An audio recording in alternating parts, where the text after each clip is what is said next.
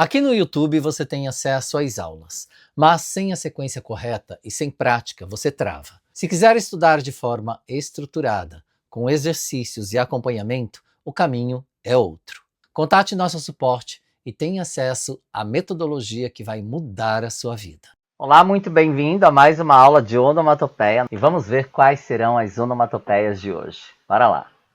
Temos aqui então onomatope-san, que seria esta aqui de hoje. Kasakasa. Kasakasa. A palavra kasakasa, ela significa quando você tem uma certa textura, uma condição de uma superfície ou de algo que não tem líquido, que está desidratado. Como a pele, por exemplo. Sabe quando a pele está ressequida por falta de hidratação? Ela está caça-caça, que chega a ficar esbranquiçada e soltar aquele pozinho de pele morta, na verdade, de tão ser ressequida que ela está. Ela está caça-caça.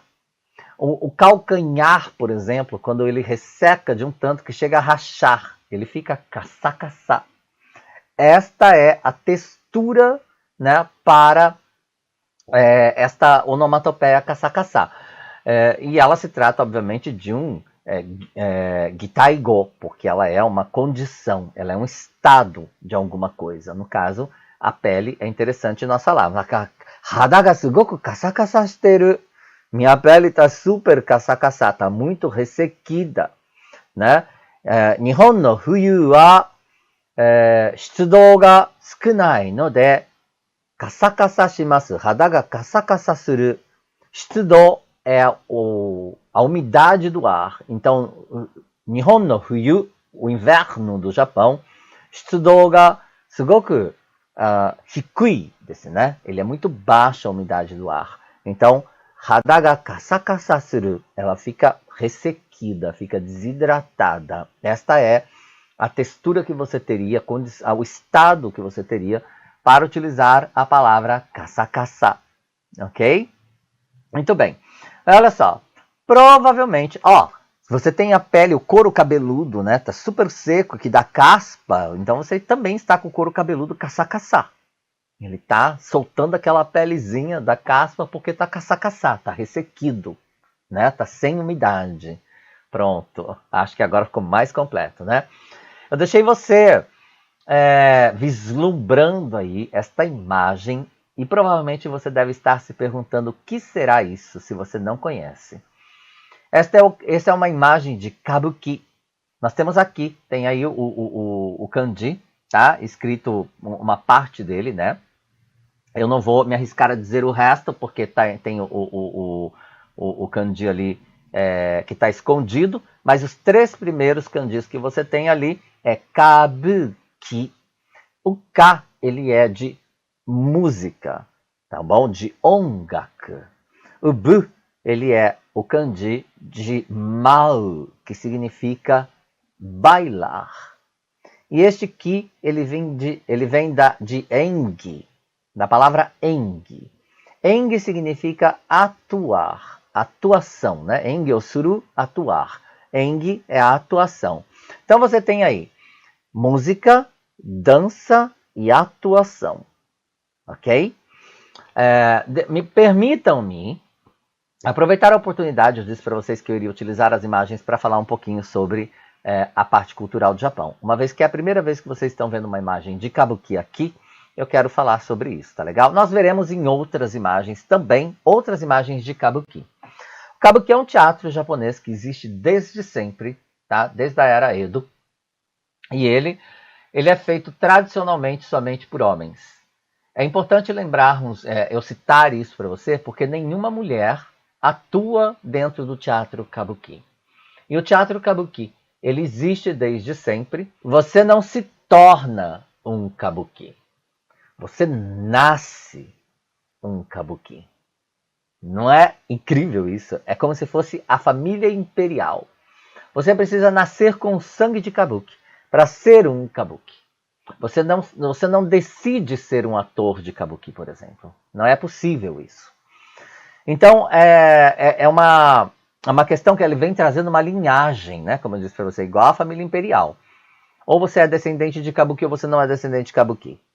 Eu consigo ver nesta imagem que você está vendo um adolescente, um menino, não é um adulto. Dá para a gente perceber pelo tamanho das mãos e do olhar, na verdade, que não é exatamente um adulto. É um jovem Kabuki. O que acontece? Quando você nasce em uma família Kabuki e você é um homem, você praticamente tem o seu destino já escrito. Você está predestinado a ser um Kabuki. Porque o teatro Kabuki só pode ser feito por homens. Então eles precisam treinar, educar e criar este menino para ser um Kabuki, para que ele possa substituir os seus pais em algum momento no palco. Ou vir a ser um ator de Kabuki consagrado dentro do palco Kabuki em algum momento. O que acontece? A linguagem do Kabuki, ela é uma linguagem que ela não é uma linguagem que a gente está acostumada. É uma outra linguagem utilizada, antiga do Japão da era Edo, por exemplo. Então ela tem todo um contexto diferente de linguajar que é utilizado dentro dos espetáculos do Kabuki. Tanto é que quando você vai a um teatro Kabuki, você recebe o script, digamos assim, tudo que será dito ali, com a tradução. Então, até mesmo para japonês é difícil entender o que se fala num teatro Kabuki. Para isso é necessário você entender muito da língua japonesa e principalmente da linguagem honorífica, porque eles utilizam muito a linguagem honorífica dentro do teatro Kabuki. E é belíssimo isso, porque tem uma conotação histórica, cultural muito profunda dentro dos contos, porque eles contam, dentro do teatro, eles representam o folclore japonês, a história japonesa, né? Outra informação interessante, dentro do teatro Kabuki tem muitos personagens femininos. Esses personagens femininos obrigatoriamente são feitos por mulheres, são representados por mulheres, uma vez que mulher não pode representar. Então, quando um jovem, uma criança, ela nasce dentro de uma família Kabuki, se os pais percebem que ela tem os traços mais delicados e tudo mais, ela pode ser, né, moldada, digamos assim, lapidada para ser um personagem feminino dentro do teatro Kabuki, porque o personagem feminino é o mais difícil de ser feito, que é um homem que precisa representar a mulher com todos os seus trejeitos, delicadeza e movimentos, inclusive as danças e tudo mais, a forma de falar, de se mover. Tudo é muito estudado, tudo é muito moldado e lapidado durante a vida inteira desse jovem para que ele possa representar um personagem feminino, uma vez que é muito mais raro ter um homem com essas características, né, para poder representar. Existem alguns atores que representam até a sua velhice, se aposentam no teatro Kabuki fazendo personagens femininos desde sempre, a vida inteira. São conhecidos, consagrados, reconhecidos e ficam super famosos por conta disso, pela atuação e pela capacidade de representar um personagem feminino dentro do teatro Kabuki. E ele segue esses personagens, representando esses personagens até a sua morte, até a sua velhice. E é importante falarmos sobre isso, porque existem alguns teatros Kabuki aqui no Japão que eles são muito famosos, como o de Asakusa, que fica em Tóquio. O bairro de Asakusa é um lugar que mantém as tradições antigas das construções japonesas, onde tem o Kaminarimon, por exemplo, que é o portão do Kaminari, o portal do Kaminari, onde fica o Sensoji, que é o templo Sensou, que é o santuário Sensou. E é onde tem como é que eu vou falar? Não sei falar o nome daquilo. É um recipiente gigantesco, como se fosse um caldeirão cheio de incenso, onde queima-se o incenso ali e diz a religião que ao banhar-se naquele incenso vai te trazer saúde, prosperidade, você vai ficar bem, digamos assim, né? É saudável. Mas enfim, já estive lá algumas vezes. E o teatro Kabuki, o Kabukiza, né? Fica ali nessa região perto de Asakusa, fica em Ginza. O teatro Kabukiza passou por uma reforma gigantesca há um tempo atrás e fragmentos dele foram trazidos para uma exposição itinerante no Japão, e uma dessas exposições estiveram aqui, onde eu moro, em Hamamatsu, e eu fui visitar para ver partes do telhado, partes do palco. E o Teatro Kabuki de Ginza é considerado hoje um dos anfiteatros de teatro mais espetaculares do mundo, porque ele tem um palco giratório que ele tem andares embaixo. Então ele gira, e conforme ele gira para emergir no palco com um cenário novo, ele vai trazendo o outro cenário para baixo ou para cima. É uma coisa incrível, uma espiral que ele vai girando e trazendo cenários diferentes para o palco, onde acontecem as atuações, e é muito rápido que isso acontece. Os kabukizás são pendurados, os kabukis, digamos assim, né? Os atores são pendurados em cabos de aço para sobrevoar em cima da plateia. É uma coisa fascinante. E essa maquiagem, né? Essa indumentária toda, né? Ela é feita justamente para determinados personagens dentro do teatro kabuki. Alguns representam leões, né? Que é um que tem assim uma juba gigantesca. E tem, como eu disse para vocês, é tudo para representar alguns personagens. Eu acompanho há muito tempo o kabuki, assim, inclusive alguns atores. Houve o falecimento de um dos atores de kabuki mais consagrados da história do kabuki há alguns anos. O filho dele assumiu os personagens do pai, mesmo na morte do pai estava olha que coisa interessante, estava em cartaz um teatro, o kabuki, e o pai fazia um personagem principal. Ele era responsável por vários personagens principais dentro do teatro kabuki, e ele faleceu, né, de câncer. E o filho, para homenagear o pai, ele subiu ao palco para representar o personagem que era do pai, porque ele foi criado e educado para substituir o pai em algum momento no teatro kabuki. Essa foi a maneira que o filho encontrou de homenagear o pai no seu falecimento. E assim, para você entender isso, e por que eu sei tanto, porque eu conheço o teatro kabuki mesmo antes de vir para o Japão. Quando na minha adolescência eu fazia teatro, e já conhecia o teatro kabuki. E é interessante eu deixar isso aqui registrado para vocês, porque o teatro kabuki foi uma das minhas inspirações para aprender o japonês. Porque eu acalento o desejo de ir a um anfiteatro, ao kabukizá, para assistir um espetáculo do kabuki com conhecimento de causa e poder entender o que está sendo representado no palco. Por conta disso também, eu busquei muito conhecimento em relação à língua, principalmente da linguagem honorífica, porque eu tinha certeza que ela seria necessário para mim, para que eu pudesse entender a atuação dos atores e o que estava sendo dito no palco. Hoje eu assisto partes do teatro kabuki quando passa na televisão, para que eu possa já ir treinando o meu ouvido, para que quando eu estiver em um anfiteatro para assistir um teatro kabuki, eu possa compreender o máximo possível.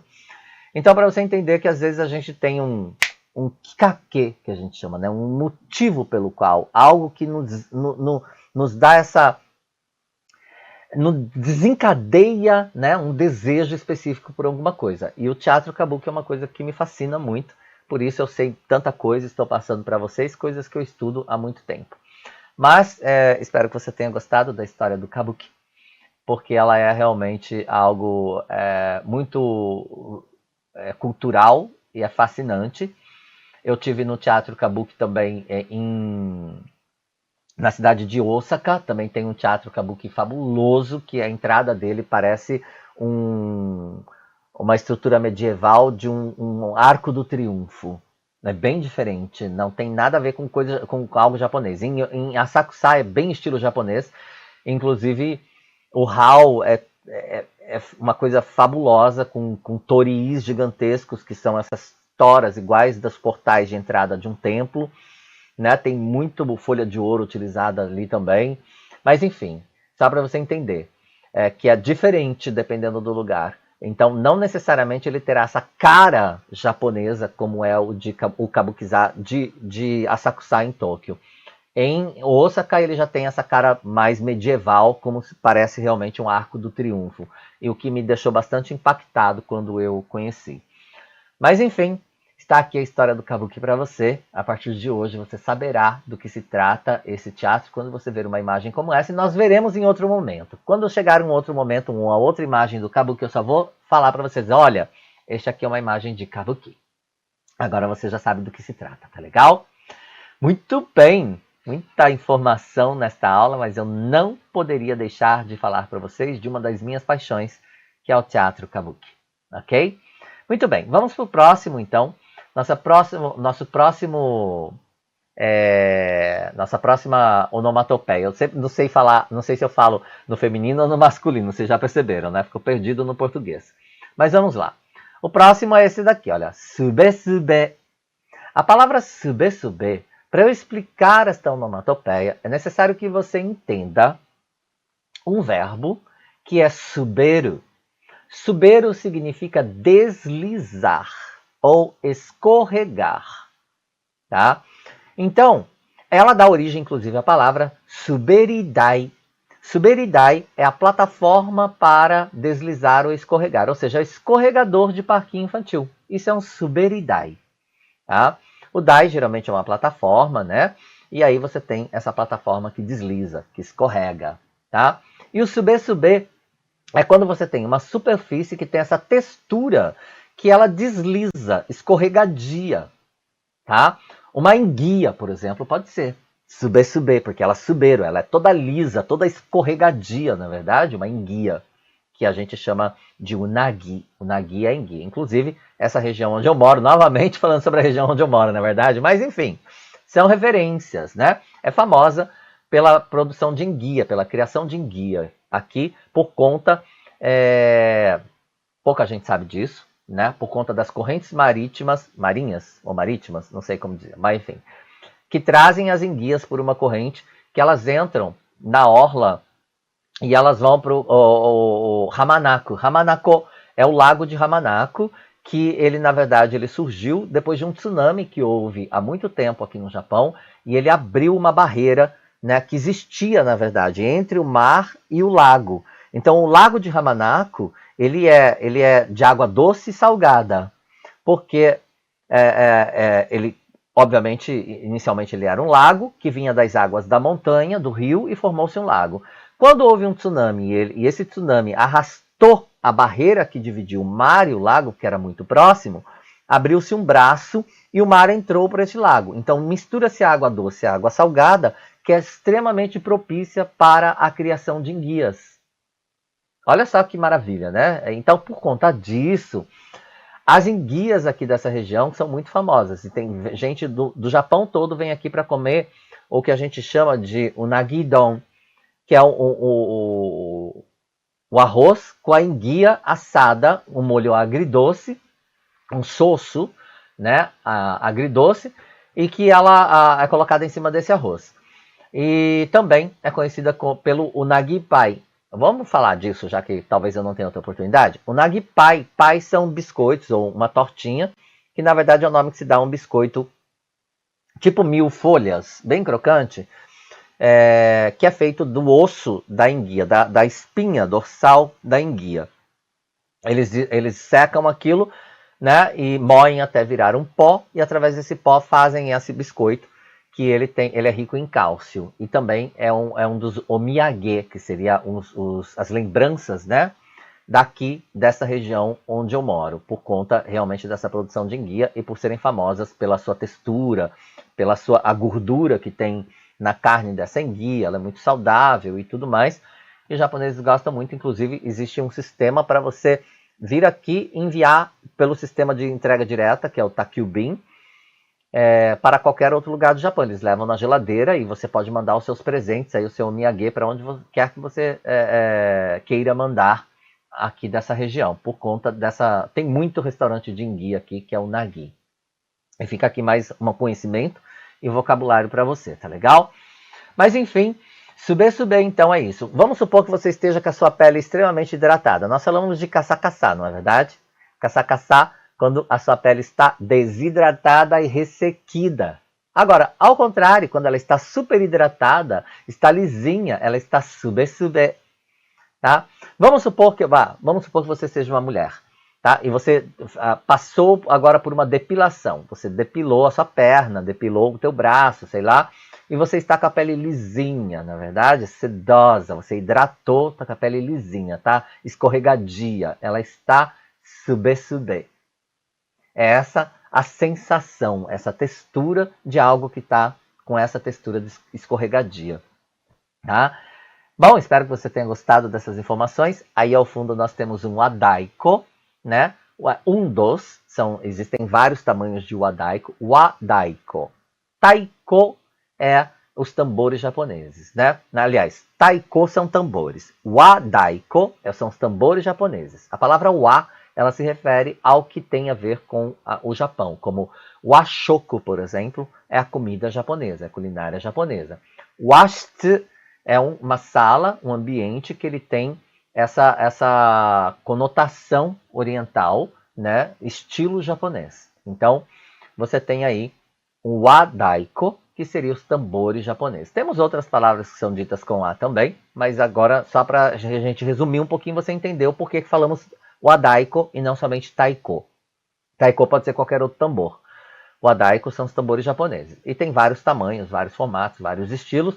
E aí, é o que você tem aí, um deles. Tá legal? Há muitos campeonatos e festivais aqui no Japão também de wadaiko, que as crianças aprendem a tocar, inclusive na escola, o que eu acho muito interessante, porque mantém a tradição viva, né? A partir do momento que você passa a cultura e a tradição para as crianças, desde cedo, elas mantêm essa tradição, né, por muito tempo. E assim sobrevive a cultura, assim sobrevive a tradição.